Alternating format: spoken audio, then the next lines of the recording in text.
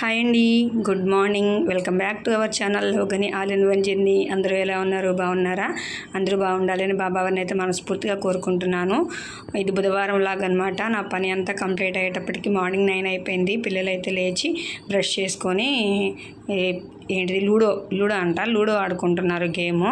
అందరూ మొబైల్స్ వాటిలో ఆడతారు, కానీ నేను మొబైల్ అయితే పొరపాటు మా పిల్లలకి అలవాటు చేయలేదు, ఇవ్వలేదు. ఎప్పుడన్నా ఉంటే తీసుకుంటే వాళ్ళ డాడీ వాళ్ళు ఏదైనా గేమ్ ఆడతారు తప్పితే రీల్స్ చూడడం అని అలాంటివి కూడా మ్యాక్సిమం చేయరనమాట. అయితే ఇక్కడ నేను దోశలు అయితే వేసేస్తున్నాను. అందరికీ ఒకసారి వేసేద్దాంలే, నలుగురు ఉన్నాం కదా అనేసి అందరికీ దోశలు వేయడం అయితే స్టార్ట్ చేశాను. ఇవి నార్మల్ దోశలు కాదండి, మిల్లెట్స్ దోశలు. తెలుసు కదా మీకు, మిల్లెట్స్ అంటే కొర్రలు, సామలు, ఊదలు, అరికలు అనుకుంటా ఇంకొకటి. అవన్నీ కలిపి అయితే నేను మినపప్పు అది కలిపి పిండి అయితే ఆడేస్తాను అనమాట. పిండి పట్టేసుకొని అటు పెట్టుకుంటాను. ఆ దోశలు అయితే వేస్తున్నాను. అయితే ఇక్కడ పల్లీ చట్నీ ఉంది, బొంబాయి చట్నీ కూడా ఉంది. మా పాపకి బొంబాయి చట్నీ కావాలి, మా బాబుకి పల్లీ చట్నీ, మాకు పల్లీ చట్నీయే కావాలన్నమాట. సర్లేని దోశలు వేసి పిలిచేస్తే వాళ్ళకి ఎవరికి ఏది కావాలంటే ఆ చట్నీ అయితే వేశాను.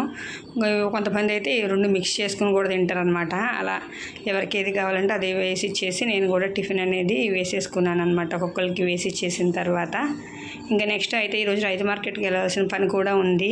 మా హస్బెండ్ త్వరగా వెళ్ళిపోవాలి ఆఫీస్కి అన్నారని చెప్పనేసి నేను తినడం మానేశాను. వేసుకుని అక్కడ పెట్టేసుకుని ఇంకా వెంటనే రైతు మార్కెట్కి అయితే వెళ్ళిపోయామన్నమాట. రైతు మార్కెట్కి వెళ్ళి కూరగాయలు తీసుకొద్దాము అని చెప్పనేసి. మాకు మంగళవారం రైతు మార్కెట్ ఉండదండి, బుధవారం ఉంటుంది. అన్ని రోజులు ఉంటుంది కానీ మంగళవారం మాత్రమే రైతు మార్కెట్ హాలిడే అనమాట. ఇంకా అందుకని చెప్పనేసి కూరగాయలు తెచ్చేస్తే ఆయన పనికి ఆయన వెళ్ళిపోతారు కదా, ఇంకా మనం ఇంట్లో నిదానంగా తిని చేసుకోవచ్చు అనుకున్నాను. అయితే ఇక్కడ చింత చిగురు కనిపించిందండి. చాలా రోజులైంది చూసి. నాకు చాలా ఇష్టమే, చాలా అంటే బాగా అని కాదు, తింటాను, ఎప్పుడైనా ఒకసారి తినాలనిపిస్తుంది. అయితే ఇక్కడ మా పాప గుత్తొంకాయకి ఇష్టంగా తింటుంది, అడుగుతుంది అనమాట. ఇప్పుడు ఏ కూర వండమన్నా కానీ గుత్తొంకాయ అంటదనమాట. అది అయితే వండుతాను నేను. వీక్లీ వన్స్ అన్నా గుత్తొంకాయ ఉండాల్సిందే మాకు. ఆల్రెడీ మన షార్ట్స్లో కూడా పెట్టాను నేను, ఎవరికైనా అవసరం అయితే చూడండి. ఇంకా గుత్తొంకాయలు తీసుకున్నాను. నెక్స్ట్ వచ్చేసి ఇక్కడ బెండకాయలు కూడా లేతగా ఉన్నాయి అనమాట, చాలా బాగున్నాయి. ఇంకా బెండకాయలు కూడా తీసేసుకుని చింత చిగురు వచ్చేటప్పటికి 50 గ్రాములు 50 రూపాయలు అంటండి. నేను ఇంకా 30 రూపాయలు 20 రూపాయలకి ఇచ్చింది. 20 రూపాయలకి ఇస్తామా అంటే ఇచ్చిందనమాట. కొంచెం తీసుకున్నాను, 20 రూపాయలకి సరిపడా తీసుకున్నాను అనమాట. ఇంకా దానిలో వేసి వండొచ్చులే, ఎండు రొయ్యలు కానీ ఎండు చేపలు కానీ అనుకొని తీసుకున్నాను అనమాట చిన్న కవర్లో. నెక్స్ట్ ఇక్కడ టమాటాలు చూసారు ఎంత రెడ్డగా ఉన్నాయో, అసలు ఇంకా గట్టిగా ఉన్నాయి. అయితే తీసుకున్నాను నేను, 4 రోజులు ఉంటాయని చెప్పనేసి. బయట పెడితే ఉండట్లేదండి కూరగాయలు కూడా, నాకు అసలు ఊరికి పాడైపోతున్నాయి. ఫ్రిడ్జ్లో అయితే టమాటా చెక్కు చెదరకుండా అలా గట్టిగా ఉంటుంది, కానీ ఫ్రిడ్జ్లో పెట్టకూడదు ఒక టమాటాలు. బయట అయితే ఉండట్లేదు అనమాట.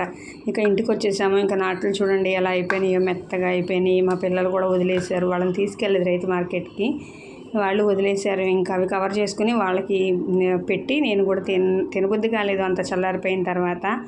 ఇంకా వాళ్ళైతే డ్రాయింగ్ చేసుకుంటున్నారు అనమాట. టీవీ కూడా పెట్టనని చెప్పాను, బాగా అలవాటు అయిపోతుంది మీకు, హాలిడేస్ అయిపోయిన తర్వాత మానలేరు అని చెప్పనేస్తే డ్రాయింగ్ చేసుకుంటున్నారు. ఇంకా నేను పాలు రైసు అనేవి స్టవ్ మీద పెట్టేసి కూరగాయలు అయితే సర్దుకోవడానికి వచ్చేసాను అనమాట. ఇవి మా డబ్బాలు అనమాట. అన్ని వరకు బ్యాగులు వాడేదాన్ని నేను, వెజిటేబుల్ బ్యాగ్స్, కానీ అవి సరిపోవట్లేదు అని చెప్పనేసి ఇక ఇంట్లోనే ఉంటాయి కదా, ఏ ఒక ఫంక్షన్కి వచ్చిన బాక్స్లను, లేకపోతే మా అమ్మ వాళ్ళు అలా పార్సిల్ వేసినప్పుడు ఏమన్నా వస్తూ ఉంటాయి, అవన్నీ ఎందుకు పాడు చేయడము, వేడి అయితే ప్లాస్టిక్ వాడను, జస్ట్ కూరగాయలే కదా అని చెప్పనేసి ఇంకా వాటిలో అయితే పెట్టుకుని సర్దుకుందాము అని చెప్పనేసి అయితే నేను కూరగాయలు సర్దుకుంటున్నాను అనమాట.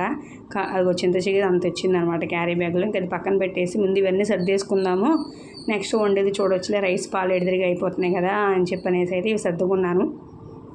కూరగాయలు తెచ్చుకున్న రోజు ఒక పెద్ద పని ఉంటుందన్నమాట. అలాగే టిఫిన్కి పప్పులు పోసుకున్న రోజులు కూడా ఒక పెద్ద పని. ఆ రోజు వేరే పని ఇది పెట్టుకోలేమన్నమాట. అవి కంప్లీట్ అయితే చాలా పర్ఫెక్ట్గా అని అనిపిస్తుంది. ఇంకా మా పిల్లకైతే ఇక్కడ నేను కొంచెం అందిస్తే వాటిలో వేస్తూ ఉంటుందన్నమాట. పని చెప్తేనే చేస్తుందండి, లేకపోతే చేయదు. అది కూడా పర్ఫెక్ట్గా కాదు, 100 క్వశ్చన్లు 100 డౌట్లు వస్తాయన్నమాట దానిలో కూడా. ఇంకా అలా అరుచుకొని చెప్పించుకోవడమే. చెప్తా ఉంటాను, మీరు చేయండి, నేను చెప్తాను, మా పిల్లలు హెల్ప్ చేస్తారు అని చెప్పనేసి అంటే అప్పుడు యాక్టివ్గా చేస్తుంది అనమాట. మా పిల్లకి ఏదైనా పొగడ్తలు ఉండాలి, లేకపోతే చేయదు. అయితే ఈరోజు మనం ఏ టాపిక్ గురించి మాట్లాడుకుందాము అంటే నిశ్శబ్దం గురించి మాట్లాడుకుందామండి. నిశ్శబ్దం అంటే దేనికైనా నిశ్శబ్దమే అవతలి వారికి గట్టి సమాధానం అవుతుంది. ఇప్పుడు మనము నిశ్శబ్దం పాటించకుండా టిట్ ఫర్ టాట్ లాగా ఎవరేమన్నా అన్నా, ఇంట్లో వాళ్ళన్నా బయట వాళ్ళన్నా, మన రిలేషన్స్ ఏదైనా కానీ, రిలేషన్స్ అంటే ఏముండదండి, జాయింట్ ఫ్యామిలీలో ఉంటే అత్త కోడళ్ళకనో, ఆడపడుచు కోడళ్ళకనో, లేకపోతే తోటి కోడళ్ళకనో అలా ఉంటాయి. మ్యాక్సిమం భార్యాభర్తలకి అలా ఉంటాయి గొడవలు ఎక్కువగా బయట వారితో పోల్చుకుంటే.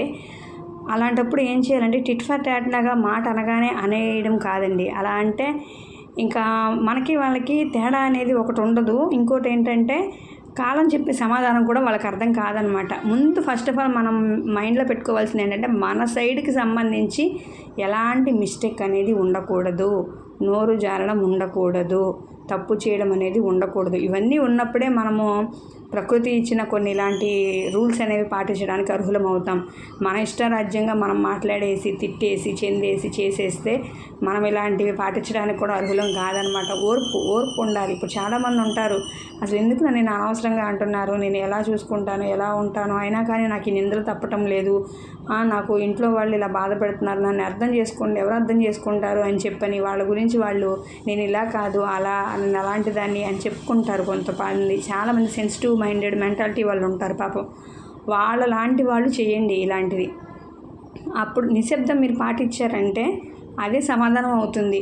ఇప్పుడు అన్నప్పుడే వాళ్ళకి ఇప్పుడు ఇలా ఆవేశంలో అనేసి వెళ్ళిపోయారని చెప్పని ఈ రోజుల్లో బాధపడిపోయి సాయంత్రం వచ్చి కూర్చున్నప్పుడు ప్రశాంతంగా చెప్దాము ఆయనకి నా గురించి ఇలాగా, లేదంటే ఇలా వాళ్ళకి నా గురించి చెప్దాము, నేను మీ గురించి ఇలా ఉంటాను కానీ మీరు ఎందుకు ఇలా అని చెప్పని ప్రశాంతంగా మాట్లాడదాం, నిదానంగా కూర్చుని మాట్లాడుకుందామని అనుకుంటాం. కానీ వాళ్ళు వినే పరిస్థితుల్లో ఉండరు. విని మారితే అర్థం చేసుకుంటే ఓకే. అలాంటి వాళ్ళు ప్రతిసారి మనల్ని ఇది చేయరనమాట. ప్రతిసారి చేస్తున్నారంటే ఇంకా మనకి ఎలాంటి విలువ అనేది వాళ్ళ దగ్గర లేదు. అలాంటప్పుడు మనం వాళ్ళకి ఏమీ విడమర్చి చెప్పక్కర్లేదు. నిశ్శబ్దంగా ఉండండి. ఒకసారి తిడతారు, నిశ్శబ్దంగా ఉండండి. 2 సార్లు అంటారు, నిశ్శబ్దంగా ఉండండి. 3 సార్లు అంటారు, నిశ్శబ్దంగా ఉండండి. తర్వాత వాళ్ళకే ఆలోచన కలుగుతుంది, ఏంటి ఎలాంటి రియాక్ట్ అవ్వట్లేదు అని చెప్పని ఆటోమేటిక్గా వాడు తగ్గుతారు. తగ్గినా కూడా మీరు నిశ్శబ్దంగానే ఉండండి. ఏమనద్దు, ఏమి చేయదు. నిశ్శబ్దానికి ఉన్న శక్తి, పవర్ అలాంటిదన్నమాట. కామ్గా ఉండండి అంతే. ఏం మాట్లాడద్దు, మనసులో కూడా ఏం అనుకోవద్దు వాళ్ళ గురించి. వాళ్ళు ఉరిమే మెరుపులు మెరిసే మెరుపులు ఉరుముల్లాగా ఉంటారనమాట. వాళ్ళకి సంబంధించి మనము రియాక్ట్ అవ్వాల్సిన పని లేదు. మనమేంటో మనకు తెలిస్తే ప్రతి ఒక్కరికి సమాధానం సంజాయిషి అనేది చెప్పుకోవాల్సిన అవసరం లేదు. నిశ్శబ్దంగా ఉండండి. వాళ్ళు అన్న మాటలకి, వాళ్ళు చేసిన చేతలకే కాలం అనేది వెంటనే సమాధానం ఇస్తుంది. మనం కనుక సమాధానం వెంటనే ఇచ్చేసామనుకోండి, కాలం ఏం తీసుకోదు. మనమే ఆ పరిష్కారం మన చేతుల్లోకి తీసుకున్న వాళ్ళం అవుతాం. మనం ఏ పరిష్కారం తీసుకోకుండా నిశ్శబ్దం పాటిస్తే కాలం అనేది పరిష్కారం చూపిస్తుంది. అది కొట్టే దెబ్బ మామూలుగా ఉండదు, అలా ఉంటుంది. ఒక్కసారి ప్రయత్నించి చూడండి, నిశ్శబ్దం అలవాటు చేసుకోండి. ఇప్పుడు మీ గురించి అసలు వాళ్ళందరి గురించి ఆలోచించేంత సమయం ఎక్కడ ఉంటుందండి? మీ గురించి మీరు పట్టించుకోండి, మీ పిల్లల గురించి పట్టించుకోండి, మీ ఆరోగ్యం గురించి పట్టించుకోండి, మీ నిద్ర గురించి పట్టించుకోండి, మీ హెల్త్ గురించి పట్టించుకోండి. ఫస్ట్ అవన్నీ పట్టించుకొని వాటికి చేసుకోండి. అంతేగాని వాళ్ళు అలా అన్నారు వాళ్ళకి చెప్పాలి, వీళ్ళు ఇలా అన్నారు వీళ్ళని ఎదురు అనాలి, ఎప్పుడు దొరుకుతుందో అవకాశము, ఎప్పుడు ఇద్దామా గట్టిగా కోటింగు, నన్ను ఇలా అంటారా చేయని, ఈసారి చెప్తా, ఈసారి మాట్లాడతా చేయని, ఈసారి రాని చూస్తా అన్న ఇదిలో ఆలోచించి మీ గురించి మీరు మర్చిపోతున్నారు కదా. పట్టించుకోవడం అనేది మన జీవితంలో మన కోసం బతకడం కన్నా ఎదుటి వాళ్ళ గురించి ఆలోచనలోనే మనం ఎక్కువ బతుకుతాం. ఇది ప్రతి ఒక్కరికి సత్యమే అన్నమాట. మగవారికి ఇంత మెంటాలిటీ ఉంటుందో లేదో తెలియదు కానీ ఆడవారికి ప్రతి ఒక్కరికి ఉండే మెంటాలిటీ ఇదే. ఇతరుల గురించి ఆలోచనల్లో ఉండే జీవితంలో బతుకుతాం కానీ మన జీవితంలో మనం బతకలేం. ఈవెన్ నేనైనా సరే ఆ అలవాటు మార్చుకుంటానే మీకు కూడా చెప్తున్నాను అనమాట. అంతకుమించి ఏమీ లేదు. అందుకే నేను ఖాళీగా ఉన్నప్పుడు ఇలాంటివి చెత్త విషయాలు, అనవసర విషయాలు ఆలోచించకుండా దేవుడి వినడమో లేదంటే చదువుకోవడమో, మోటివేషనల్ స్పీచెస్ వింటే మనలో మన తప్పు తెలుస్తుంది, మనం ఎలా బిహేవ్ చేస్తున్నాం అనేది కూడా మనకు ఒక ఐడియా వస్తుంది. ఖాళీగా ఉన్నప్పుడు మనం యూట్యూబ్లోనే ఎన్నో వీడియోలు చూస్తూ ఉంటాం. అసలు కంట్రోల్ అనేది ఉండదు. ఒక వీడియో కానీ ఓపెన్ చేస్తాము, ఎన్నో వీడియోలు వెళ్ళిపోతూ ఉంటాయి. అలాగే ఒక్క చిన్న టాపిక్ అనేది పట్టుకుంటాం, ఎక్కడెక్కడికో పుట్టుపూర్వతరాలకి వెళ్ళిపోతాం అనమాట. అవసరం అవన్నీ? ఇప్పుడు అవన్నీ మనకేం తెచ్చిపెట్టవు. అనవసరమైన తలనొప్పి తప్పితే ఏ కోసైనా ఉపయోగం లేదనమాట. అందుకే ఖాళీగా ఉన్నప్పుడు మంచి మంచి మోటివేషనల్ వీడియోస్ ఉంటాయి యూట్యూబ్లో సెర్చ్ చేస్తే.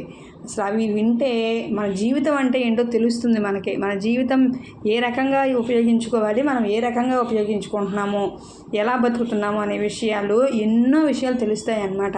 అలాంటివన్నీ చూడండి, మనకు మంచి మోటివేషనల్గా ఉంటుంది. ఎలా ఉండాలి అనే విషయం కూడా మనకు తెలుస్తుంది. ఓకేనా?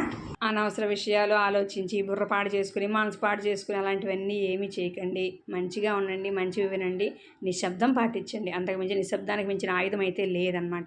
ఇక్కడ మా పిల్లలైతే నాకు హెల్ప్ చేస్తున్నారనమాట. ఇక్కడ కరివేపాకు నాకు ఒలిచేశారు. నెక్స్ట్ గోంగూర అయితే ఒలుస్తున్నారనమాట.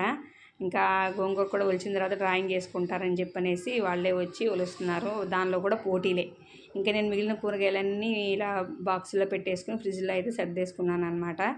ఇంకా నెక్స్ట్ వచ్చేసి వంట చేసేద్దాము వాళ్ళు ఒలిచిన తర్వాత అని చెప్పనేసి రూమ్ మొత్తం క్లీన్ చేశాను. వాళ్ళు ఇంతకీ నాకు ఒలిచింది ఎందుకు అనుకున్నారు? టీవీ పెడతానని.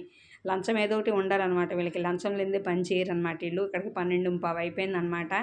వీళ్ళకైతే టీవీ పెట్టేసి నేను క్లీన్ చేసాను. ఇంకా బుధవారం కదా ఈరోజు వండుదాంలే 2 రోజులు, మళ్ళీ 3 రోజులు తినము, ఆ పైగా ఎందుకులే అనేసి ఎగ్స్ కూడా చాలా రోజులు అవుతుంది తెచ్చి పాడైపోతాయి అని చెప్పనేసి నేనైతే వంట అయితే స్టార్ట్ చేసేసాను. ఇక్కడ గోంగూర 2 రోజులు వండి కోడిగుడ్డు పొరుటు వేద్దాము. మా బాబు అడిగాడు కోడిగుడ్డు పొరుటు అంటే ఇష్టమని చెప్పనేసి కోడిగుడ్డు పొరుటు అయితే వండాను. అక్కడ ఏంటి అలా ఉందని అనుకోకండి, అది ఓన్లీ నాన్ వెజ్ వండినప్పుడు మాత్రమే వాడతాను, అందుకే అలా ఉందన్నమాట. నార్మల్గా వండే కడాయి ఇంకోటి ఉందన్నమాట. అయితే ఇది గోంగూర 2 రోజులు అయితే కంప్లీట్ అయిపోయింది. నెక్స్ట్ వచ్చేసప్పటికి మా ఈ పిల్లలకి ఈవినింగ్ స్నాక్స్ క్యారెట్, కీర, కొత్తిమీర, స్వీట్ కార్ను, బాయిల్ చేసిన స్వీట్ కార్న్, కొత్తిమీర, లెమను, చాట్ మసాలా, ఉప్పు, కారం అలా వేసి చాట్ లాగా చేస్తాను. అందులో ఇంకా శనగలు, వేరుశెనగ గుళ్ళు అవి కూడా వేస్తానన్నమాట. అవి బాయిల్ అవుతున్నాయని చెప్పనేసి ఇవన్నీ కలిపి పెడుతున్నాను. అవి కూడా కలిపేస్తే ఈవినింగ్ వాళ్ళకి స్నాక్స్ అనేది కంప్లీట్ అయిపోతుంది. ఇంకా స్నాక్స్ తినేసి రాగి మాల్ట్ పెడతాను. అది తాగి వెళ్తే ఆయన గ్రౌండ్కి వెళ్ళిపోతారు, పిల్లలు ట్యూషన్కి వెళ్ళిపోతారు అనమాట. ఇంకా అలా రెడీ చేసి పెట్టేసుకుంటాను. వంటతో పాటే అది కూడా ఒక పని అయిపోతుంది. మళ్ళీ సపరేట్గా వచ్చి కట్ చేసి చేయాలంటే అవ్వదు. ఇక్కడ కూర అన్నం అయ్యేటప్పుడే అది కూడా కంప్లీట్ చేసేసుకున్నానంటే సగం పని తగ్గిపోతుంది. ఈవినింగ్ కూడా మధ్యాహ్నమే ఆలోచించి ప్రిపేర్ చేసేసుకొని పెట్టేసుకుంటాను అనమాట.